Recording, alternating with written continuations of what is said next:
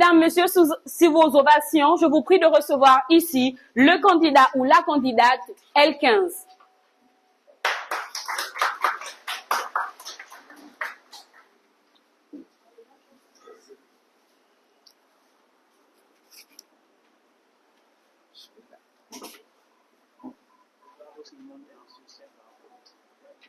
On commence par le débat.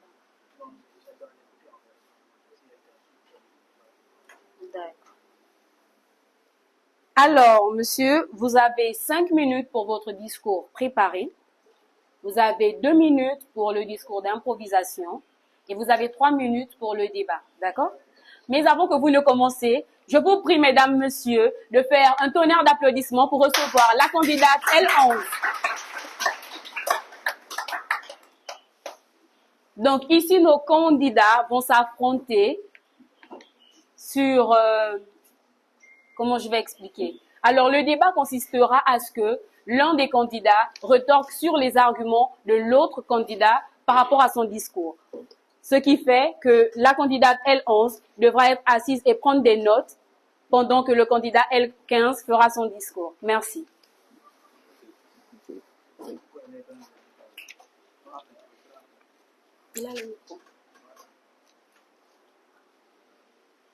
C'est quand vous voulez, monsieur. Ubi societas ibius. Cette expression latine atteste l'existence de normes, d'institutions et de règles au sein de toutes les sociétés.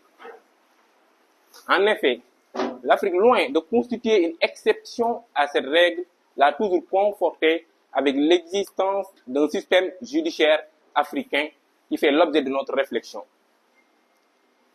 Le système judiciaire africain est un système hybride qui hérite une partie de ses normes du droit occidental, ce qui s'explique par l'effet de la colonisation. Mais aussi, c'est un système qui a su asseoir des normes émanant des traditions économiques, sociales, religieuses, mais surtout culturelles. Ainsi, réfléchir sur le système judiciaire africain revient à évoquer en premier lieu les contraintes, entraves et difficultés confrontées par celui-ci, avant maintenant d'envisager une proposition de normes ou bien de solutions pour faire face à ces problèmes. Relativement aux difficultés, nous pouvons retenir la surpopulation carcérale, qui peut être conçue comme une présence excessive de détenus dans les prisons. Mais aussi, il y a l'influence du pouvoir exécutif sur le pouvoir judiciaire qui se manifeste par la présence gênante du président de la République au sein du Conseil supérieur de la magistrature.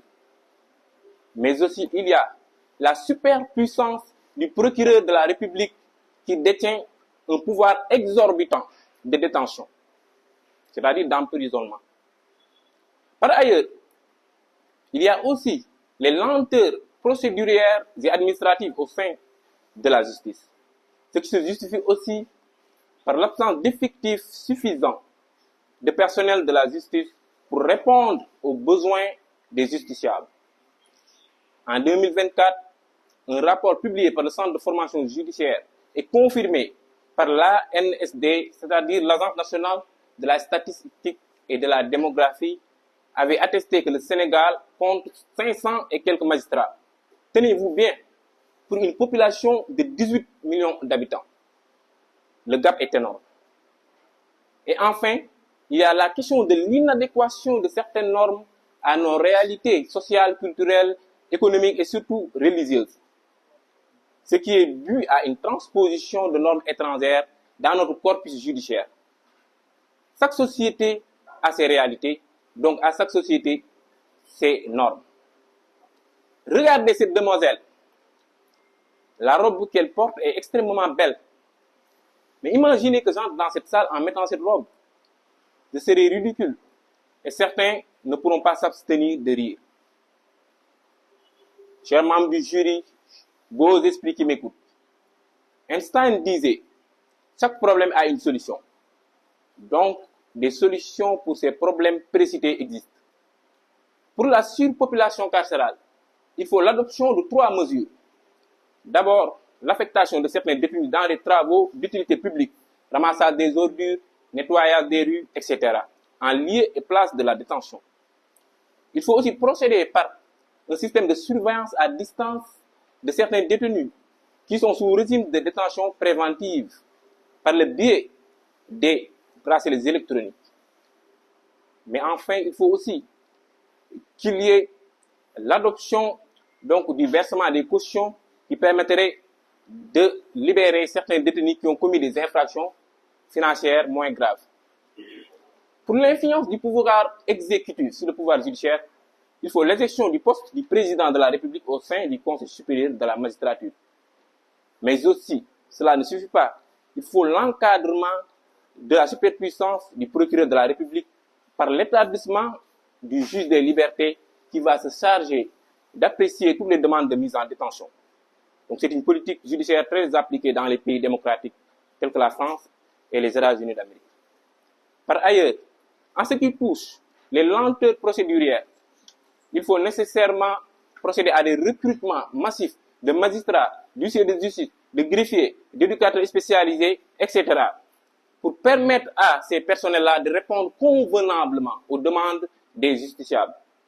Et enfin, pour l'inadéquation de certaines normes à nos réalités, il faut l'implication d'autres acteurs dans les processus décisionnels de création, de formation de normes de droit.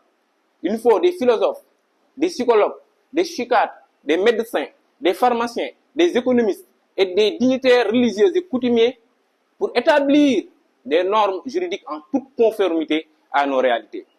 Chers membres du jury, auguste assemblée, le système judiciaire africain traverse d'énormes difficultés, certes, mais c'est un système viable et porteur d'avenir. Et il faut juste apporter des corrections qui permettront d'asseoir un système judiciaire purement africain, par les Africains et pour les Africains. Je vous remercie.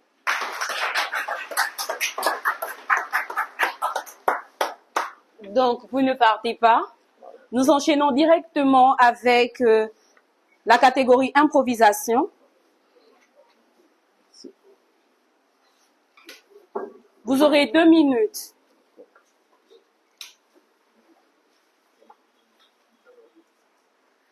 Parlez-nous d'un fait récent du système judiciaire en Afrique. Parlez-nous d'un fait récent du système judiciaire en Afrique.